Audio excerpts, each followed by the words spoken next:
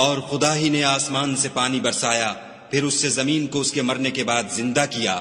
بے شک اس میں سننے والوں کے لیے نشانی ہے۔ اور تمہارے لیے چار پایوں میں بھی مقام عبرت و غور ہے کہ ان کے پیٹوں میں جو گوبر اور لہو ہے اس سے ہم تم کو خالص دودھ پلاتے ہیں جو پینے والوں کے لیے خوشگوار ہے، اور کھجور اور انگور کے میووں سے بھی تم پینے کی چیزیں تیار کرتے ہو کہ ان سے شراب بناتے ہو، اور عمدہ رزق کھاتے ہو۔ جو لوگ سمجھ رکھتے ہیں ان کے لیے ان چیزوں میں قدرت خدا کی نشانی ہے۔ اور تمہارے پروردگار نے شہد کی مکھیوں کو ارشاد فرمایا کہ پہاڑوں میں اور درختوں میں اور اونچی اونچی چھتریوں میں جو لوگ بناتے ہیں گھر بنا، اور ہر قسم کے میوے کھا، اور اپنے پروردگار کے صاف رستوں پر چلی جا۔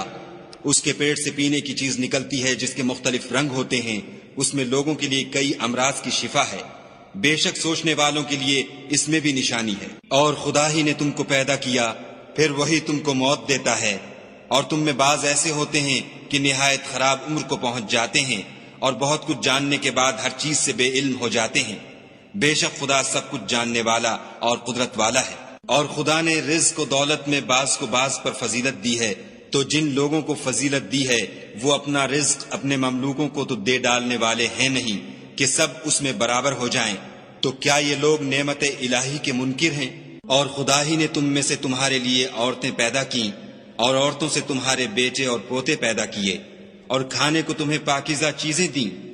تو کیا بے اصل چیزوں پر اعتقاد رکھتے اور خدا کی نعمتوں سے انکار کرتے ہیں؟ اور خدا کے سوا ایسوں کو پوچھتے ہیں جو ان کو آسمانوں اور زمین میں روزی دینے کا ذرا بھی اختیار نہیں رکھتے اور نہ کسی اور طرح کا مقدور رکھتے ہیں۔ تو لوگوں خدا کے بارے میں غلط مثالیں نہ بناؤ، صحیح مثالوں کا طریقہ خدا ہی جانتا ہے اور تم نہیں جانتے۔ خدا ایک اور مثال بیان فرماتا ہے کہ ایک غلام ہے